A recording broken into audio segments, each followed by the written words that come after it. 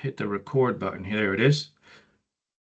Thank you for joining us for the second event in our Military Learners Mission Ready Path to Early Career Success series. I'm your host, Jim Lindsay, the Military Employee Relations Partner here at Southern New Hampshire University, and I'm glad you're here with us. Today's session's all about resumes and interviews. We've got an incredible panel of employer reps ready to share their expertise. Just a quick note, this session is being recorded. We've also turned off microphones and cameras for attendees so our panelists can stay front and center. But we definitely want to hear from you, so please feel free to submit your questions in the chat throughout the session, and we'll get to as many as we possibly can during the Q&A session. We're going to introduce our panelists shortly, and they're bringing a ton of great insight with them. So your experience here at Southern New Hampshire University is important to us. It is our policy and practice to create an inclusive and accessible learning environment. If there are aspects of this event that present barriers to accessibility, please notify the host as soon as possible. If you require accommodations, please reach out to the following centers. Online students, you can reach out to oac@snhu.edu or call 866-305-9430. Campus students, you can reach out to cac@snhu.edu or call 603-644-3118. Southern New Hampshire University staff and faculty, you can reach out to hr@snhu.edu. If you experience any technical issues throughout this session tonight, call our IT service desk help at 1-855-877-9919. Now that we've gone over some key points for a smooth and engaging session, let's take a moment to get to know our presenters before we begin. But before I do that, I always like to throw a little curveball out there and thank everybody from my team that's put in a great effort to make this event successful. Without the support from our colleagues and my colleagues, these events wouldn't be able to take part. So a big shout out to Alex Chapa, who's here tonight, United States Army. He's a military career advisor here at Southern New Hampshire University. My colleague Jen Marin, Jennifer, who is a military career advisor here at Southern New Hampshire University. My colleague Grace Dugan, who is also a military career advisor here with SNHU. Sean Sobel, he's not with us this evening, but he was here last night, helping United States Army veteran and a career advisor. And my colleague Corey White, who is on the team with me here on employee relations. So thanks to all of them and many others, we're able to put on some successful events like this. So let's meet the panelists. Our first panelist is Robin Baker. Robin has been with Amazon for over 7 years. Throughout her time, she has supported military recruiting in a variety of roles. In her current role as the Principal Military Talent Acquisition Enablement Program Manager, she builds programs that enable military recruiting efforts globally for Amazon. Prior to Amazon, Robin worked as a Department of Army civilian at Joint Base Lewis McChord in Washington State, where she managed transition, education, workforce development, and volunteer programs for military members, family members, veterans, and retirees who relied on the JBLM for services. She continues to leverage her military knowledge and expertise to serve our military and our team by supporting programs that give them a bridge to cloud computing careers as they enter the next chapter of their civilian lives. Robin is a longtime Washingtonian living outside of Olympia with her husband of 34 years, JJ, and her 3 dogs, Zuzu, Bernie, the Bernese Mountain Dogs, and Comet, the Sheltie. She loves spending time with her 3 grown children and grandkids, traveling, mostly Europe, and rooting for the Seahawks and Sounders. Ryan retired from the Army Reserve in January 2023 with over 33 years of a combined active duty and reserve service. Robin, thank you for all you do, and thank you for your military service. Next up, we have Regina Johnson. Regina is SHRM certified and is a consultant program and project manager with the Military Recruitment Program and Global Talent Acquisition at Verizon. She holds a Bachelor of Science in Business Administration with a Human Resources concentration from the University of South Carolina and a Master's of Science in Human Resources Management, coupled with an MBA in Business Data from Strayer University. Johnson transitioned to talent management at Verizon in 2019 after starting as a customer service representative in 2017. Her Verizon career followed 6 years of experience in human resources. During her free time, she enjoys spending time with her loved ones. We also have Aaron Sharp Miranda, MBA, SHRM CP. Aaron is a senior AVP, Senior Military Talent Liaison for Wells Fargo, which is part of their Military Talent Strategic Staffing, MTSS team. You might see that out there. His primary responsibility is to advocate and help veterans, active duty military members, and military spouses become Wells Fargo teammates. Moreover, he consults with internal partners to increase awareness of military talent. Aaron has worked for Wells Fargo for over 3 years, but has been a talent acquisition and military transition service for over 18 years. He started his talent acquisition career in 2005, serving as a U.S. Army Reserve recruiter after returning from a 15-month deployment to Iraq. After leaving the Army, Aaron held multiple positions, such as military education liaison for a large for-profit university, Warriors to Work manager for the Wounded Warrior Project, and owned and operated Ruck Up Recruiting LLC, which focused on contingent RPO recruitment. Aaron was born in Tulsa, Oklahoma, and moved to Juarez, Mexico as a child. He has lived in multiple places during his lifetime, but considers El Paso, Texas, his hometown. Aaron is the middle child of 7 and is married to his high school sweetheart, Rachel. He has 2 amazing children, AJ, 18, and Emily, 13. His hobbies include strength training, smoking meats, and whatever his kiddos decide his hobby should be. And Aaron, I think you should probably step away from this one, but currently his newest hobby is skateboarding. So thank you, Aaron. Thank you for your service. And then also this evening, we'll have our moderator, my colleague, Andrea Rathbun. Andrea is a disabled combat veteran who served as a medic in the United States Army as part of the 506 Infantry Regiment. She currently works as a lead talent acquisition partner for Southern New Hampshire University. In this role, she advocates for employment opportunities for the military community. This work includes serving as the career growth officer for SNU's, or Southern New Hampshire University's, military-minded ERG. So at this point in time, I'm going to throw it on over to Andrea, and I'm going to turn my camera off, and I'll jump in as we wrap up the panel. Thank you, everybody, for being here. And Andrea, thank you. And Robin, Regina, and Aaron, thanks again for being here as well. Awesome. I feel like I already learned so much just hearing about your backgrounds, and so I'm excited to dig more into some of these questions that came through for our students.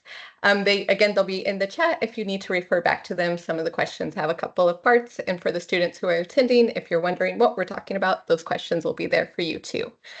So to get started, from your perspective, in large corporations, what key elements on a resume truly differentiate strong leadership candidates beyond the usual metrics? And then the second part of this question, when preparing for interviews, what's one underestimated way candidates can demonstrate strategic thinking? So again, what can we do on a resume to really stand out when it comes to strong leadership? And what can you do to prepare for an interview that's something that's a little bit underestimated? Well, I can go ahead. Oh, I'm sorry, Gina, go ahead.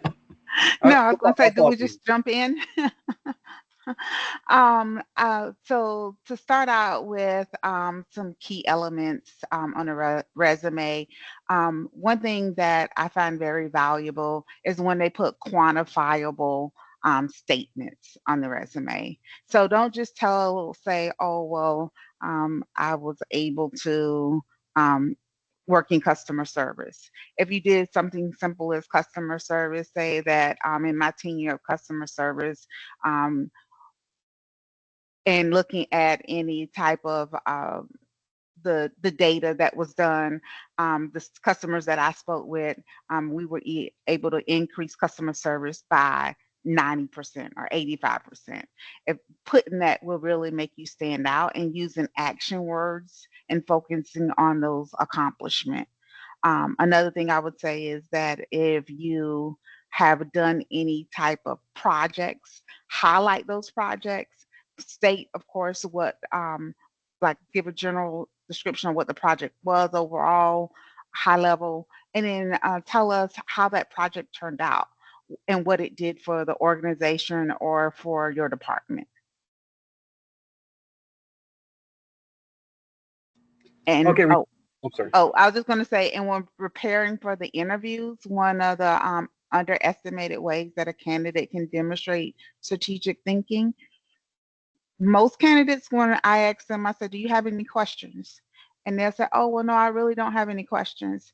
Do some research on the organization, look, and even maybe look at someone, go to LinkedIn and maybe look at someone in that organization on LinkedIn, and maybe reach out to them. But think of, go in, look at the website, look at their financials, and think of questions. Have questions prepared and ready, because that means you did your research. Okay, I'm finishing. Okay, Regina, you stole all my thunder. You are 100% spot on. Okay, well, a couple of ways to show that. I put it on the chat. It's called resume impact statements. If you Google that, it's going to show you how to do it. Okay, it's not fun. Okay, but if I get a resume that's showing me resume impact statements, and the other one says, let's say janitorial services, taking care of 50 facilities to make sure everything was hygienic, versus I was a janitor and I clean floors, which is not a bad job. Okay, I'm more likely to look at the person that define what they did fully and what the impact they did. The other one is show me a job description. Okay, you're when you do the impact, you're showing me, hey, you've done it, you understand it, you're showing the overall results. So spot on, quantifiable data. That's exactly right. Okay, now. When we're looking for resumes here at Wells Fargo, we're really regulated. Okay, I've said that many times. So when you're developing your resume, make sure for us we use a chronological functional mix. Okay, and the reason why we do that is because when the job description says it requires 5 years of ABC experience. And on your resume, where it's functional, we can't see that you've done that amount of that experience. We normally have to move forward for other candidates. But when it's chronological, we can look at it and say, hey, you know what, this person meets the minimum qualifications. Here, impact. Okay, the key words are going to be in the description. They're going to say the minimum requirement, 5 years of impact or business execution. You put it on your resume, okay, and then you reword it based on what you did. Then you start adding the general desired qualifications. For us, our hiring managers do not have a lot of say when it comes to minimum qualifications. They have tons of say when it comes to desired. If I was a hiring manager and I am putting out there, for this job, they need to do 15 jumping jacks, which is not, just I'm throwing something out there. And I see a resume and somebody's saying I can do 45. It's saying this person's qualified and they pay attention of what I'm looking for. Okay, so by doing that, you're more than likely going to be considered for a phone screen and going through the interview. Now, when preparing for interviews, the question was, what's one underestimated way candidates can demonstrate strategic thinking? Is coming very, very prepared. Okay, first off, be confident. All right, in the beginning of your interview, they're going to ask you, tell me about yourself, or what kind of tell me about your education experience. That's when to be quite honest with you, I love to hear what you do in the weekends. But as a hiring manager, I only have this much amount of time. Okay, I want to know what you bring to the organization. So if you come to me and I'm hiring a recruiter, and you start off, I have 5 years of recruiting, I did this, and it's playing out based on the job description. Every other question is just confirming my belief. Okay, so that's my little 2 bits. Any questions on that? All right. I'll plus one what they said, and the only thing I'll add, for us, quite a few of our roles require clearance. So if you've got a clearance, that needs to be front and center on the top of your resume so that the recruiter can see that very clearly. And then as far as the showing strategic impact in an interview, quite a few of our behavioral based questions, they're going to ask, like, tell me about a time when you saw a problem and you found a way to go bigger, right? So try to think of examples of when you not only solved the problem at hand, but you elevated it and you had a bigger impact on a larger organization, how you shared your learning and made sure that whatever you discovered or built didn't stay within your team. That really shows that you're thinking big and you're a strategic thinker, and that you're trying to make sure that the whole organization is better through your efforts. So, but other than that, everything they just said was 100% what I would say is best practices. So. And also looking at Glassdoor.com to find out what kind of questions they might ask for practice, right? Even though we don't what's it called? We don't endorse any websites. I'm just saying Glassdoor might be a good one to practice on. Okay. I love all of this information. And I think a great takeaway about this, and something that a lot of military people can probably relate to, is collect this information as you go, right? Building a resume about your last 10 years of experience the day before you apply for a job is hard. But if you're writing these things down as you go, what's something you accomplished this month? Let's write it down. Let's reflect on it. How can I use this later? Get this information going. Again, track what you're doing as you go, and it's going to make all of this easier. Thank you all for that. I'm going to jump into another question, and it kind of mirrors what's going on in the chat. So I'm excited to hear what you have to say about this. How can I best translate my military experience, especially leadership, logistics, or technical roles, into civilian language that resonates with recruiters and hiring managers? And Robin, do you want to jump in first this time? Sure. Yeah. Well, I mean, I'm not trying to say cheat, but there's so many AI tools now. Use all the tools available to you, honestly. You can slap a job description and your resume into an AI tool and say, am I qualified? What am I missing? And I'm definitely not saying lie, but that can help meet you halfway, right? And give you some of the words you might want to use that you might not have been thinking about because you just haven't been living in the civilian world. We also have a skills translator. I know some of the other people on this panel have one. I think I have the link here. If you go to this link, it'll automatically take you to fill out some information about what you've done in the military, and then it'll pop up with roles you're well qualified for at Amazon. So use that tool to your advantage. But above and beyond that, one of the things about Amazon specifically that I can give you as a tip and trick, because I saw somebody talking about being a combat veteran and how can they transfer that. One of our most important leadership principles, we've got 16 of them, so just go and look at our leadership principles because they're very important and that's how you'll be interviewed. One of them is customer obsession. And I have so many military candidates that are like, I've never served a customer. I have no idea how to put that on a resume, how to answer those questions. Think about customer different, right? If you're in a military unit, your customer is, I'm in this platoon, that platoon is my customer. The host nation I'm supporting is my customer. My commander could be my customer, right? It's any time that you are providing a service or a benefit to another entity. So open your mind to what is a customer, right? And then you'll be able to come up with all kinds of examples, right? So don't think so narrow-mindedly about the definition of a customer, because I imagine that's probably a common thread with all corporate entities. Other than that, I mean, again, using those translator, like our translator and the ones others people have, it will open your eyes to roles you never would have even considered, right? We call things strange job titles. I'm sure that other companies do too. So it'll open your eye to what are the job titles that you're actually qualified for, but also you don't have to just do what you did in the military. I know a lot of people, I didn't want to be I was a truck driver first and as human resources. I didn't want to do that. So make sure you're adding to your profile projects you participated in, volunteer work you did, anything like now that you're in college, of course, projects and things that you delivered, add all of that to your portfolio so that you get a very clear picture of all the things you might be well qualified for. Don't just limit it to the military specialty you had, and then that will hopefully open up a world of different opportunities. So hopefully that's helpful.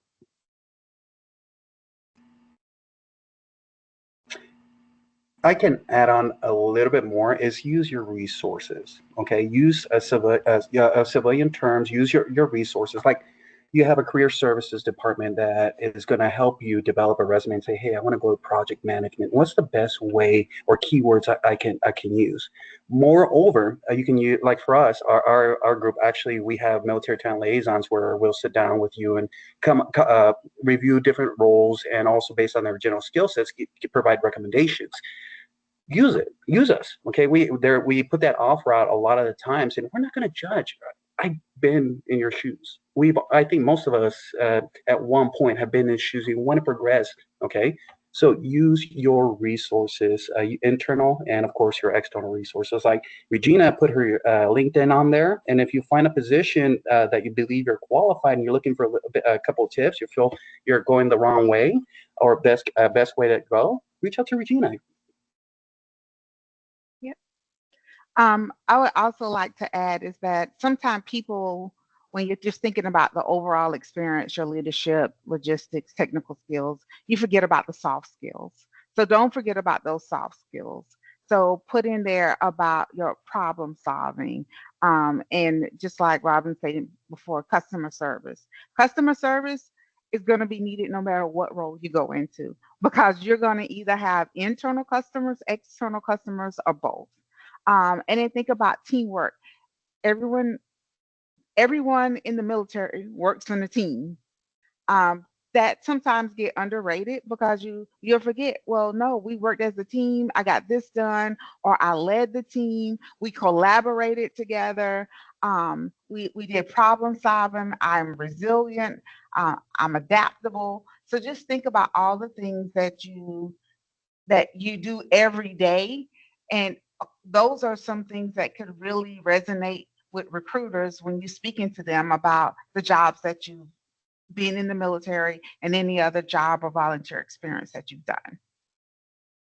Awesome, thank you. And I want to add one more thing. Go ahead. Okay, achievements. Okay, for example, I come across a lot of veterans that says I have an ARCOM, I have a bronze medal, I have all this information, but that's it. Okay, I put down your awards, okay, but make sure you put a little statement, a bronze medal, this is the third or fourth highest award for achieving ABC. It was recognized for the whole organization, okay? For me, I know what looking at the listings, I'll be like, okay, a medal, I understand it. But once you get to the recruiters and they don't understand what they're doing, they're like, okay, so he had a bronze medal, what's that? Okay, but if you define it, you'll be like, hey, yeah, okay, we want this individual. I love that. Yeah, thank you all for sharing. And customer service, man, military spouses, all those FRG spouses you connected with, customers, you're helping all of them. You're doing good things for all of those people that move across the country, problem solving, those soft skills everywhere. The next one I want to jump into is a question about resumes. And Erin, you touched on this a little bit in your previous answer for question number 1. But are there any specific resume formats, styles, or keywords that are more effective when applying to positions at your company? Chronological is going to be the best format for us, so we can review the general years of experience. Again, we're really regulated. We say, hey, you know what, this person only has 2 years, but we're going to go ahead and bring them on. We are going to get sued. Okay, so we got to be very careful on what they do. And one of my things that I like to do personally is I like to look at the job description. Okay, I'm going to look at the minimum requirements and I'm putting them on my resume. Okay, I meet them. Okay, I'm going to put it on my resume just as it is, and I'm going to reword it using those keywords. Okay, and then I'm going to go to desired and I'm going to add that on there. And on the summary, okay, we look up, down. What's it called? You give a brief summary with no military terms, just have project management experience, focus on agile with 10 years of leadership, helping so on and so on. So that's the best way I will love to see those resumes. And the ones that do that, they tend to go a little higher through the process. So I know here at Verizon, we like for the reverse chronological. We want to see your most recent experience up top. And then keep it very clean, simple, easy to read. Avoid those acronyms. Everybody got acronyms. The military, every branch of the military, Verizon has a lot of acronyms. So we have acronyms, but when you're reading someone, you're like, what is that? So keep it simple, keep it easy to read. And then sometimes people come up with these crazy fonts. No, just keep it very simple, easy to read. It looks a lot more professional. And if you can have everything in one page, that would be wonderful. If you have to go to a second page, only if you absolutely have to. try to keep everything just current, unless it pertains to something that you've done and it speaks to the job description, where it's saying that this particular role, you would have to do these functions, or it's listed in the basic or preferred qualifications.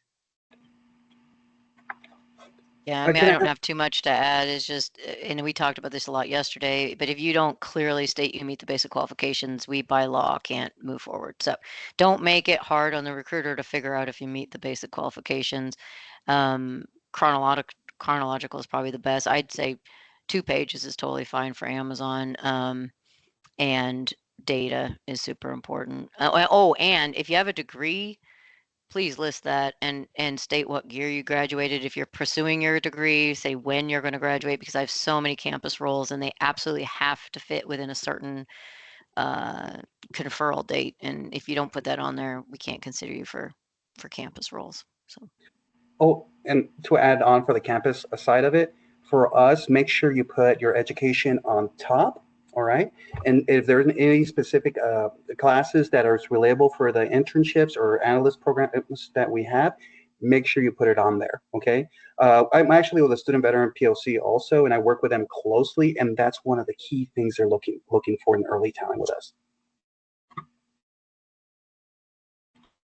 Okay, real quick for our panelists, raise your hands if you can automatically identify if somebody downloaded their resume from Indeed.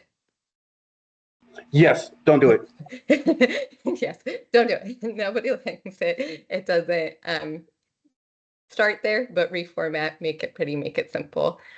Awesome. Okay. Can I give a absolutely. little guidance when applying and going for putting your resume out there? There's different job boards depending on the general positions that you're going for. Okay, if you're going mid-level or lower, Indeed is a great platform for you to look and apply.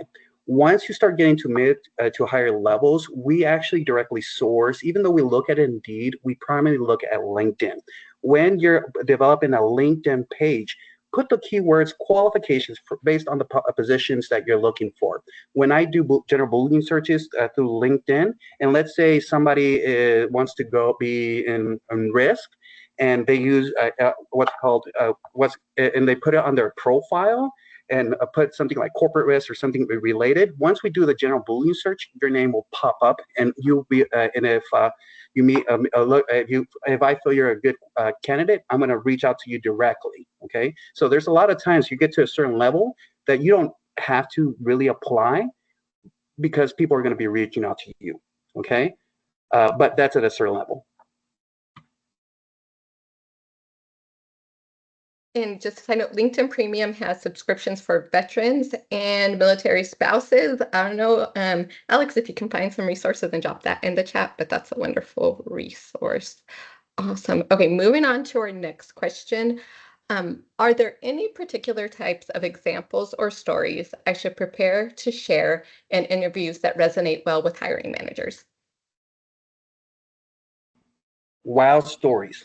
Okay, I'm part of a BOLD program, and my mentor, he's the executive for human resources. And one of the things that really that I'm not good at, I'm horrible at wow stories. And what wow stories is this is me. This is what I bring to the organization. Okay. And with those wow stories, if you do it correctly in the beginning and bring it into the general conversation, it goes from the BBI, it becomes more personable, and they're more willing to move you forward, in my opinion. So for us, all of our questions are behavioral based. So they're going to be tell me about a time and yada, yada, yada. And you need to answer them in the STAR format, and you've got to land it with a very data-driven result. So I always tell my military candidates, write down your result and then work backwards and build your story. So situation, task, action, result, what you individually contributed, and what will almost always come in an Amazon interview is what would you have done differently? Have a list of things you would have done differently, what you learned and how you shared that information. And they're almost always going to ask you about a time you failed. So don't let that throw you off. Come up with a solid time you failed, what you learned, what you would have done differently. And again, that data is what really is going to make you shine. And I get that can be challenging in the military because you don't always know the exact numbers and the budget figures and whatnot. But and I'm definitely not saying lie, but at least try to come up with an estimate and give them scope and scale, right? Because otherwise, it's just, I mean, honestly, anybody can make up a story if you don't have data to support it. It's really hard to know, how impressive that story is. So, so those would be my key elements: is always be able to say what you would have done differently a time you failed, and have that data for sure. So. And I would just add, with Verizon, we also do the behavior-based questions. Amazon does STAR, we do BAR, same thing. Background, action, results. So you want to give a little bit of your background, spend a lot of time on the actions that you took, and then the results. Again, if you have the data supported, it would be absolutely great to share that. The other thing that I would say is, I know in just about all of our questions, we ask you about, especially if it's something where you're going to deal with customers. Again, like I said it before, you deal with customers in all of your roles. Tell me about a time you had to deal with a difficult customer. So I, even in my current role, when I'm helping internal employees prepare for interviews, I say, hey, if you're thinking about going for another role, as you go through your day and something happens and you're like, oh, this will be a good situation to share during the interview, jot it down, make yourself like carry a little notebook with you and write it down. So then when it's time to start thinking about situational questions and how you're going to respond, you're not trying to recall all of that information. You have a book, the information is there, and you can use that to help you prep for your next interview. That. And I think along with knowing your story, know the company's story, right? So know why you're there. Know about the company, be able to relate your story to them, or at least tell the story that they're telling. Awesome. Okay, so we're going to move on, and this is going to be more specific to your companies and programs that you may offer. But does your company offer any mentorship, mock interview programs, or coaching specifically for veterans or military spouses? Yes. Oh, I'm sorry, Regina, go ahead. I saw you go on mute. Oh, Oh, no. I'm sorry. For us, Go ahead. okay. Us, yes, we have multiple programs. Of course, direct coaching from one of us. Again, over 30 personnel. We also have multiple different programs for our vet program, which is an 8-week performance mid to senior level general program just for veterans. We also have a Triple H program for military spouses. We have the apprenticeship program. Okay, I need to say something about apprenticeships. When I was growing up, apprenticeships, I thought of trade jobs, which honestly, I don't mind going back. And especially the apprenticeships, they're like, oh man, they're only going to make 20 something dollars an hour. Don't overlook apprenticeships. Okay. For example, we had an apprenticeship. We have tons of apprenticeships specifically for veterans. And once not too long ago, we had a lead control management officer apprentice making $71 an hour. Okay. So do not overlook. Aaron, Yes. can you hold on a sec? Yeah, we've got a strange audio coming. I don't know if it was from you or not. Maybe you can just mute and come back or whatever, but it was at least very, very distorted on my end. Is it better now or? That's worse. No. Okay. I'll come back in. All right. So for us, we have things called candid chats. You can request a candid chat, and depending on the role and the type of candid chat you're looking at, they'll align you with somebody. So we've got a large employee resource group called the Warriors, which is people affiliated with the military. They volunteer to do candid chats. That's one way. We also have people that volunteer, like with America's Corporate Partners and other mentor platforms. Once you join the company, we align you with if you want, we align you with a military mentor, and we have curated curriculum to help you get through your first year and feel supported. And then just on our landing page for our job board, there's tons of resources on things not to do in an interview, prep resources for online assessments that a lot of our roles require, just biggest mistakes, best tips, topics that you're going to be asked. There's tons of just open source right on Amazon.jobs to help you prepare. But then honestly, to me, the best thing you can do is on LinkedIn, look for anybody that's got hashtag warriors at Amazon or speaks about the Warriors affinity group, connect with them. And, I don't know one that won't have a cup of coffee and just talk to you about their experience and give you sort of that insider scoop. So that's another way you can proactively search for a mentor.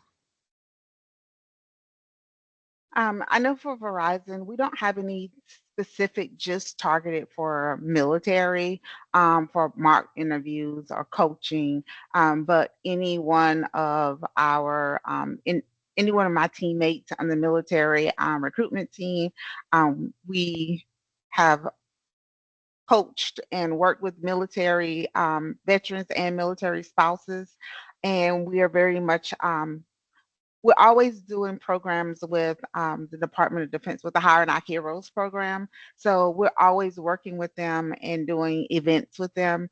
And I know they offer a lot, but they're one of the organizations that we work with a lot. Okay, I'm back. Can y'all hear me okay? Is this better? Okay. So additional resources that we have outside our regular programs, we're looking for coaching regarding interviewing and resume development. We actually have webinars specifically targeted for veterans. Okay. First, I put the link on there, General Operations Stagecoach. That's giving you the overview of our programs. From our Boots to Banking program, our apprenticeship programs, we have a lot. Okay. Also, we are huge. We actually have more employees than the Marine Corps. Okay. And there's tons and tons of opportunities, either in hub locations or remote. They're going to discuss that there. Okay. Also, everybody hates interviewing. Okay. I've been doing this for over 20 years, and I really do not like talking about myself. Okay. So we provide interviewing webinars where it's interactive. Okay. It's not just, hey, watch this. You're actually going to be talking to one of the MTLs to help you develop your resume and any pitfalls. And there's role playing and stuff like that. So it's very interactive. Also with resume, okay, we'll show you how we fully evaluate resumes within the organization and also additional pitfalls, and 100% free to veterans and of course military spouses.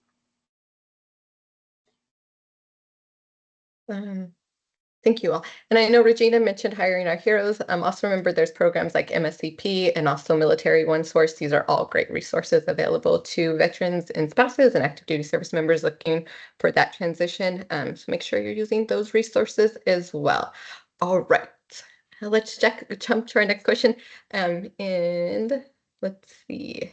How important are civilian certifications or continuing education for transitioning military members or spouses seeking roles at your organization?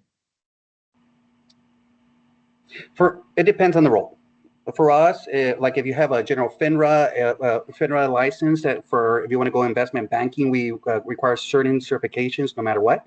And then, of course, there's you can go for PMP, and we are very agile focused. Okay, that's if you can talk to in our project management language in agile, talk about waterfall. What's it called? That'll get you to the first step.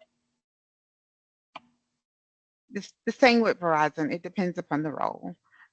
If you're going into cybersecurity or something IT related, then the certifications matter a lot. You need to have those there.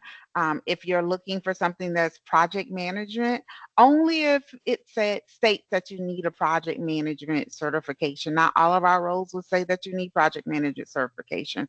If you can demonstrate that you've done project management, but you don't have the certification, then there are a lot of positions where you don't need that. So it really depends upon what role you're really seeking to obtain.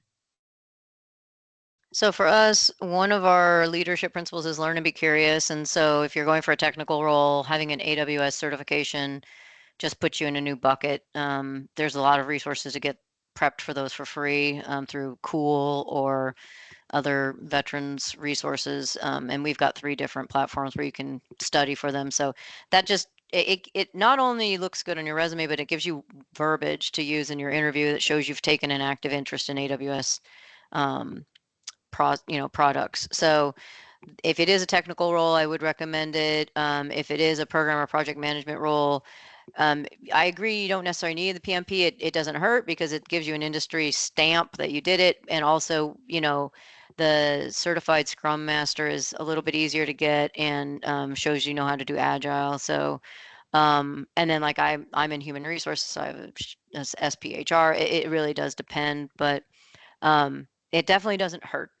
But if the job description doesn't require it and you feel like you meet the qualifications without it, I wouldn't go out of your way, to go and obtain it before you apply. So.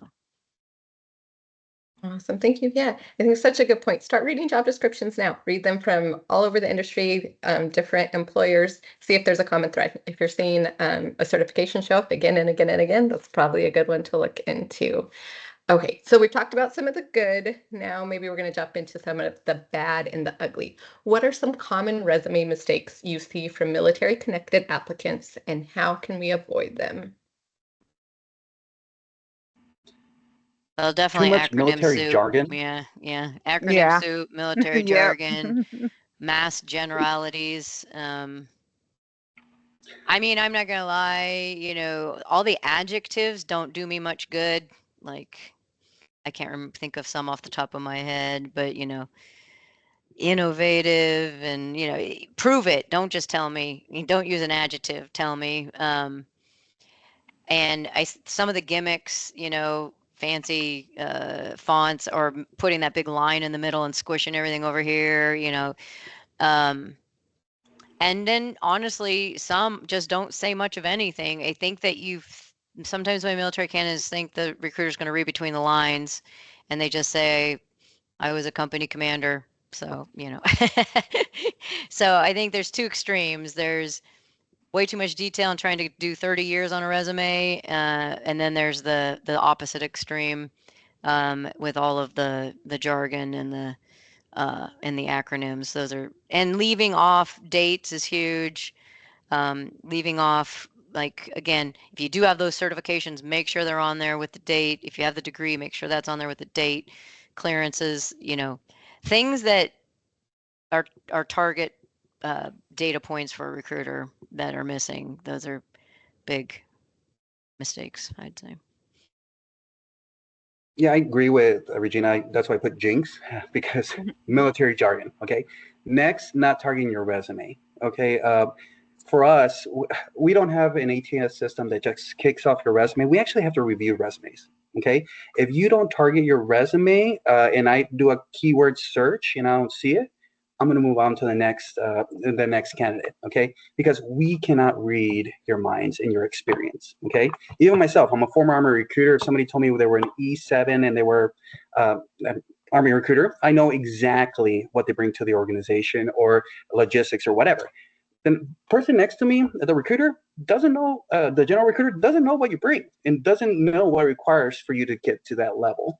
Next, reading your resume like a job description. Resume impact statements. Please tell me what you did and how it helped the organization and your overall results. And of course, not using civilian terms. All right.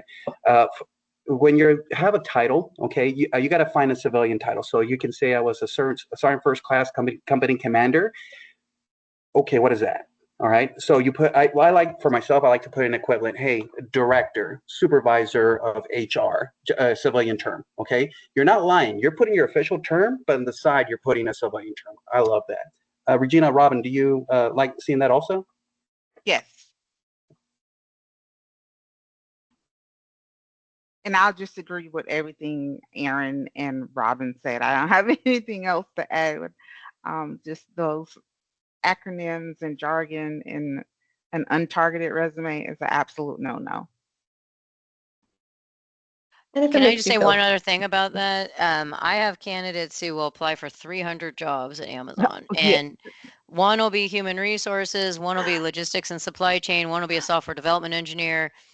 That's a huge red flag to my recruiters, because that means you haven't done your homework. You haven't taken a step back and figured out where you could bring the biggest impact and where your passion lies. And I'm not going to lie, if they see that, you almost can't come back from that. So take this time to really think about what matters to you, your family. Is it work-life balance? Is it the type of role? Is it the compensation? What is it? And then I'm not saying you can't apply for even like 30 jobs, but at least have a focus, right? So that they know that I want to be a you know, HRBP, human resources business partner. No, I want to be a program manager. I want to be a name in, you know, fill in the gap. But don't just throw your resume, shotgun blast it out, seeing what will stick, because that's a huge red flag. So. Hey, Robin, can I add so you said something that was very, very important, work-life balance, okay? And you definitely do the research. We have positions within the organization that you're going to be working 80 plus hours, but you're going to be compensated for very, very well, okay? So make sure you do your research and find out what can I take, okay? Like when I was an Army recruiter, I was working 80 plus hours a week. I never saw my family. It got to the point that my kiddo was running to random people in uniform calling him daddy, daddy, daddy. Okay. One of the reasons why I left the military. Okay. So make sure you know what's important to you. Don't think just about the compensation. Think about long term. Is this position going to get me where I want to go? Sometimes you're going to go into try to get a position that's at a higher level. You're not going to be selected, not going to be selected, not going to be selected. Don't get stressed out.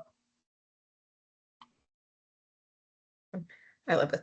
And for everyone on this call, if it makes you feel better, your civilian counterparts make all of these exact same mistakes. They'll throw CFO title on there any day and not tell me anything about what that means in my world. Okay, so I'm going to get one more question, and then Grace, if there's anything that's coming up in the chat that we want to ask that's been missed, that would be great as well. I love this question because it elicits a lot of strong feelings a lot of times. Cover letters, yes, no, do they matter? No. We do not take cover letters. Don't bother. And this is I'm not just a saying lame every block. company doesn't. There are companies who want cover letters, but Amazon doesn't. So. Again, we read we have to look at every single resume. We don't have time to read a lot of cover letters. Okay. I agree with Aaron that you're trying to get through all the resumes. The cover letters doesn't do anything. And I have some people will maybe send me an email. They found me on LinkedIn and figure out what my email address is, and they'll send me an email and say, "Oh, here's my resume. I'm interested in this job." And I'm like, "Okay, that's nice, but did you apply?" "No, I haven't applied." "Well, I can't take your resume. You have to go through the careers website and apply through the career site and upload your resume." Can I share one other tip? At Amazon, if you get an employee referral, that's like gold. And you only get those if an Amazonian knows you and refers you. However, you cannot apply first. You have to send the person that's going to submit the referral your resume. They have to refer you and upload your resume. The system will then invite you to apply. If you apply first, they cannot refer you. So just know that if you're trying to get an employee referral at Amazon, that's the process. The other thing I would say is I was going to go over some do not do's in the interviews if we have a minute for that, because I have a laundry list of those. Absolutely, please. So I've seen my military candidates who are wanting to make themselves look really good and show what they individually did, and by the way they will go about that is by bad mouthing either a former employer or another entity or an agency. And we have government contracts, and so you may very well be bad mouthing the very customer you're about to serve. So please refrain from using that technique to make yourself look better. It might sound very logical, but you'd be amazed how many times it happens. Definitely show where you brought the impact. Definitely show how you improve things, but don't do it by over-indexing on bad mouthing either the leadership or the company that you were with.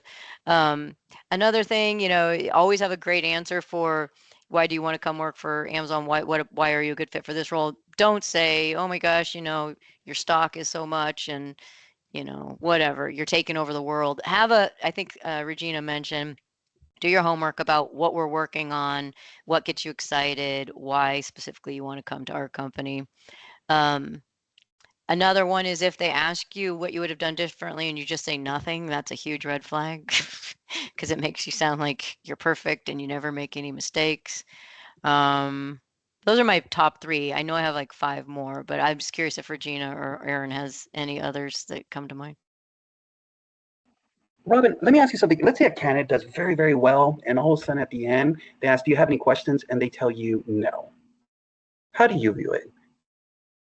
I don't. mean, that's not going to kill them, but so in our interview loop, you'll meet with, depending on how many, the level of the role, it'll be as few as 3 people, as many as 7. I would say if every single person asks you if you have any questions and you say no to every single person, when they do the debrief and they compare notes, that will be a red flag. If you don't have a question for all 7 people, I don't think it's going to be, a huge red flag. But yeah, at least I would have a list of at least 3, maybe 5 well-prepared questions based on the company, the role, the team. But yeah, in our situation, if you've got, again, like 5, 7 interviews, you don't have one for every single person, that's not going to be a huge red flag. So oh, that's the other thing. So in our interviews, you meet with, again, if you get to the final stage, you meet with 3, 5, 7 people individually. They all take notes, they all collect the data, they all submit their vote, and they can't see what anybody else said. And then they all get together and they have a conversation to compare data elements. If you use the same story with every single person, huge red flag. Shows that you do not have scope, you do not have experience. If you, and this has happened so many times, if you tell one story to one person and say it is a success and then change the answer in the same story and make it a failure in another example, yeah, you're not going to go past go. So just know that for me, my recommendation always have 10 solid behavioral based star formatted stories that align with our 16 leadership principles so that you can show you've got some scope, you've got some scale, you've been doing this for a while, you're not new to this industry kind of thing. So those are other mistakes people have made from the military. So. And another thing I would add is when you're asked that question, oh, tell me a little bit about yourself. We don't really mean tell us like, oh, I was born here and I went to school. Like, just think about the position that you're applying for, the skill sets that you have, what you've done that's relevant, in any education certifications that you have, and then make it a summary, not a book or a chapter.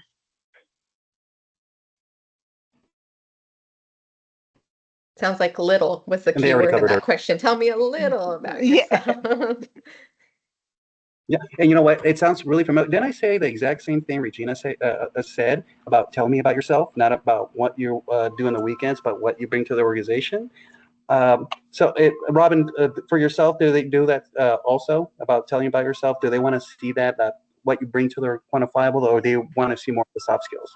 Some people do, and so yeah, some people do and some people don't. Each person is assigned certain competencies, and depending on their style, sometimes it's hard to get through your competency in an hour, and some people skip that part and others won't. So it's really individual preference if they ask you to tell them about yourself. So like I usually have 3 competencies and an hour to get through it, and there's at least 2 questions for each competency. So it can be really hard. So I think Jim is giving us like the big hook and pulling us off the stage. Okay. So thank you all for the information. Also remember, be appropriate, but it's okay to be funny, right? So somebody once told me, you don't have to have my sense of humor, but I want to know you have a sense of humor if I'm going to have to work with you every day. So appropriate humor, yes, for the military, but still sense of humor is okay. All right, Jim, back to you. Hey, listen, everybody, thank you so much. Andrea, our moderator, our panelists, Regina, Robin, and Aaron. Thank you for your time and your expertise tonight. So folks, if you asked a question in today's session, we're unable to respond, or if you have additional questions in the future, feel free to reach out to Southern New Hampshire University Career Services. Lastly, please check out our resources like Career 360 and Handshake to find more Southern New Hampshire University career events in the future. And we just included those in this chat, so be sure to check those out. And then for those of you who haven't had an opportunity yet to sign up, we have the one-on-one sessions tomorrow. So when I checked, we have tomorrow and Friday. I checked just before I came on this evening. I think we had 2 openings left for tomorrow for one-on-one sessions. So if you're looking to speak with Amazon, Robin or Aaron or Regina, or one of their colleagues that might be there as well, and you want to gain more information and have a little bit of a special one-on-one time, be sure to do that. I think we had I think we had about 20 or so left on Friday. So there's still an opportunity there to take advantage of that. So again, I want to really thank everybody who's participated this week in the sessions. For those of you that are going to be having one-on-ones tomorrow and Friday, thanks again for doing that. If you have signed up and for whatever reason you're not able to make it tomorrow or Friday to your scheduled session, please take a moment to go in and cancel that and handshake so our the other members here of the Southern New Hampshire University military community can leverage those opportunities to meet with these great folks that had taken the time out of their busy schedules to meet with us, right? They really are focusing here on our Southern New Hampshire University community. So if you can't make it, please go in and cancel that, right? So, and again, for all military members in attendance tonight, thank you for your military service and for your continued sacrifices. I appreciate all of you. I appreciate all that you've done and all that you're doing. So everybody, thank you, and you have yourselves a wonderful evening. Thank you, everyone. Thank you all. Have a good